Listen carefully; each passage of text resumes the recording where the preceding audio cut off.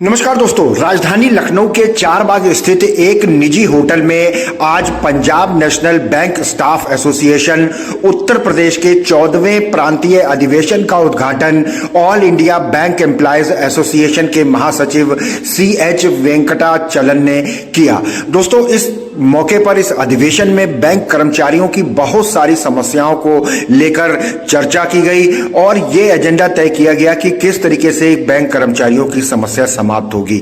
लेकिन एक दिलचस्प तस्वीर निकल करके आई कि आने वाले समय में बैंकों की सूरत कैसी होगी।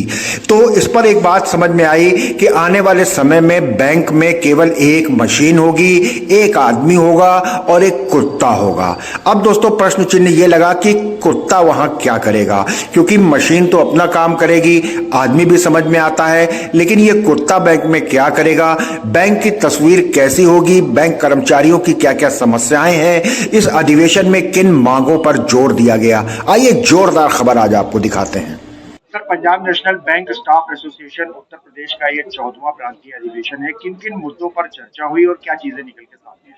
हाँ, वो Punjab National Bank Staff association का 14 कॉन्फ्रेंस हो रहा है इधर। हम चेन्नई से आ गया हूँ। मेरे साथ KIBA का vice president comrade JP Sharma Delhi से वो आ गया। वो सुबह से वो कॉन्फ्रेंस चल रहा है। वो कॉन्फ्रेंस के अंदर थोड़ा इम्पोर्टेंट मुद्दे पर हम चर्चा करना है। पहला मुद्दा है बैंक लोग को सर्विस देने के लिए है।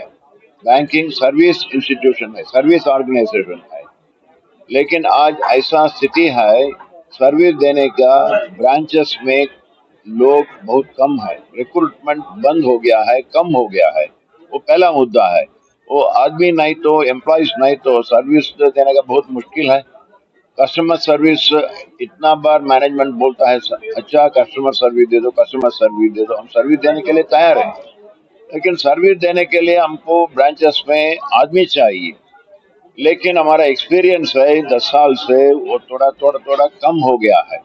क्लेरिकल स्टाफ बहुत इंपॉर्टेंट है, वो काउंटर में सर्विस दे रहा है, इसलिए वो काउंटर में हमको एडिक्वेट स्टाफ बहुत इंपॉर्टेंट है, लेकिन वो नहीं हो रहा है, इसलिए उसके ऊपर हम थोड़ा लड़ना है। दूसरा है सबऑर्डिनेट एम्प्लॉयज, वो भी बैंक्स में बहुत इंपॉर्टेंट स्टाफ है।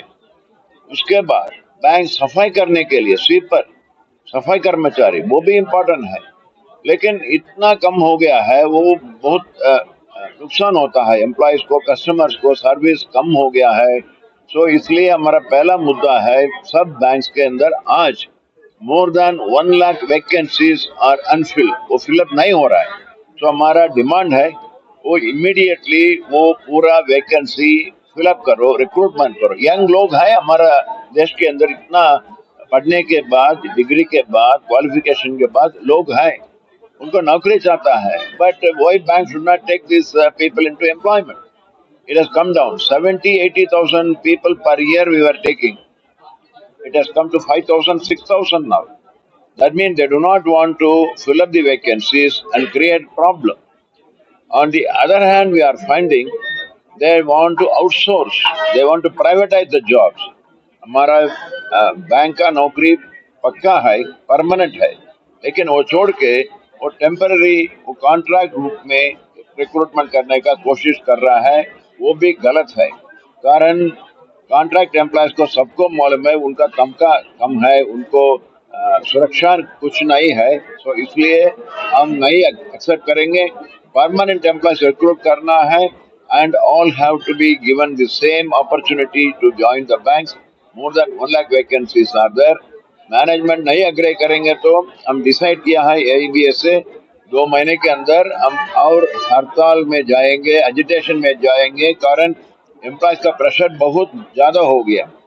इसलिए वो एजिटेशन बहुत इम्पोर्टेंट है। वो डिसीजन रेजोल्यूशन इधर भी हम किया है।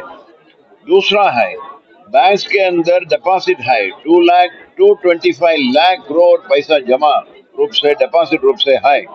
वो पैसा बड़ा मालिक का पैसा नहीं, सादा लोग का, जनता लोग का पैसा है। वो जनता का पैसा, बहुत सुरक्षा बहुत इम्पोर्टेंट है, लेकिन गवर्नमेंट बार बार वो चाहता है वो गवर्नमेंट बैंक को प्राइवेटाइज करने का। हमको मालूम है प्राइवेटाइज बैंक का स्थिति क्या है, लक्ष्मी विलास बैंक क्या हो गया, यस बैंक क्या हो गया, और प्राइवेट बैंक को क्या हो गया। सो इसलिए वो प्राइवेटाइजेशन बंद करना है, वो हमारा डिमांड है। वो ऐसा नहीं तो उनके बारे में भी हम हड़ताल में जाने का डिसाइड किया है। दूसरा है वो सर्विस चार्जेस बहुत कम करना है। बैंक के अंदर लोग को service charges, minimum balance and then ATM charges, checkbook charges, वो चार्ज, ये चार्ज, इट इज इंक्रीजिंग। लोग सर्विस के लिए बैंक को आता है, सो सर्विस चार्जेस कम करना है, वो भी हमारा डिमांड है। उसके ऊपर हम बहुत चर्चा किया है। जो वर्कर को परेशान कर रहा है वो है दिन रात बढ़ती हुई महंगाई, और वो समस्या जो कि दूसरी पीढ़ी में चली गई है। हमारी पीढ़ी में अगर रोजगार की प्रॉब्लम किसी तरह हल हुई, हमारी अगली पीढ़ी भी तो आएगी। बच्चे भी तो हैं हमारे, वो भी तो पढ़ लिख रहे हैं, उन्हें भी तो कहीं ना कहीं जाना है। तो हमारी ये भी चिंता है कि न केवल हमारा ठीक ठाक हो मामला, बल्कि हमारे बच्चों का फ्यूचर भी हो। आज आप देखिए 28 लाख लोग बैंक गवर्नमेंट के रिकॉर्ड के हिसाब से पिछले साल इंडियन सिटीजनशिप छोड़ के फॉरेन सिटीजनशिप अडॉप्ट किए हैं। ये कितनी बड़ी मार है हमारे ऊपर। एक तरफ हम बड़ी शान से कहते हैं हम दुनिया की यंगेस्ट इकोनॉमी है, लेकिन अगर यंगेस्ट लोग बाहर चले जाएंगे या काम नहीं मिलेगा तो इस ब्रेन ड्रेन का नुकसान देश को होगा या किसी और को होगा। ये सब मुद्दे लड़ाइयों के हैं।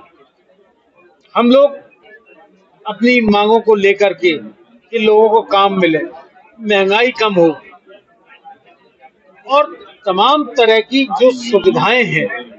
आज की तरफ आप देख सकते हो कि इंफ्रास्ट्रक्चर की कितनी प्रॉब्लम है। नाम बहुत हो रहा है इंफ्रास्ट्रक्चर का, लेकिन आपके लखनऊ से पूर्वांचल एक्सप्रेस वे बना है, देख लीजिए उसकी क्या हालत है। तो जो परेशानियों का सामना करना पड़ रहा है। दूसरे, मोबिलिटी एक बहुत बड़ी प्रॉब्लम है। आज की तारीख में बड़े शहरों में नौकरी करने वालों के लिए सबसे मुश्किल है वहां एक ठिकाना बनाना और रहना। तो या तो मूवमेंट के ऐसे साधन हो, सबर्ब्स में लोगों का लिंक बन जाए, दौड़ भाग हो, वो सब दिक्कत है, वो कुछ है नहीं। तो लोग उसी तरह से दुर्गति के लिए मजबूर हैं, और हम लगातार इन मुद्दों पर डिस्कस करते हैं। अभी हमारी कॉन्फ्रेंस आगे चलेगी, हम और डिस्कस करेंगे और आगे का एक रास्ता, एक एक्शन प्लान चॉक आउट करेंगे, कैसे लड़ें, कैसे बढ़ें, गवर्नमेंट को कैसे कन्विंस सर, आज यहाँ चारबाग में Punjab National Bank Staff Association Uttar Pradesh का 14वां प्रांतीय अधिवेशन चल रहा है। किन किन मुद्दों पे चर्चा हुई है, आने वाला जो बैंकिंग का स्वरूप है, जो बैंक की तस्वीर है, वो कैसी होने वाली है? देखिए, ये हमारा त्रिवार्षिक सम्मेलन है Punjab National Bank Staff Association. ये उत्तर प्रदेश में जो हमारी All India Bank Employees Association की State Federation UP Bank Employees Union, उसकी सबसे मजबूत इकाई है। कॉमरेड MM राय उसके महामंत्री हैं, वो प्रदेश के फेडरेशन के भी महामंत्री हैं। आज हम यहाँ पर अपने 3 साल की जो एक्टिविटीज है उनको डिस्कस कर रहे हैं। जो इस समय बैंक कर्मचारियों के ज्वलंत मुद्दे हैं, जिसमें हमारे यहाँ भर्ती नहीं हो रही है, स्टाफ की बहुत शॉर्टेज है, 4th क्लास का एम्प्लॉयमेंट बिल्कुल टेम्परेरी बेसिस पर कर दिया गया है, या बैंक को प्राइवेट करने की सरकार की नीतियां चल रही हैं, महंगाई बहुत बढ़ रही है, उसमें कोई कंट्रोल नहीं है, बैंकों में बहुत लोन बैड हो गए, बड़ा अमाउंट फंसा हुआ है, उसकी रिकवरी नहीं हो रही है। ये सारी मुद्दे हमारी चर्चा का विषय है, और इसके साथ साथ हम अगली त्रिवार्षिक टीम चुनेंगे 3 वर्ष के लिए। मुख्य उद्देश्य यही है।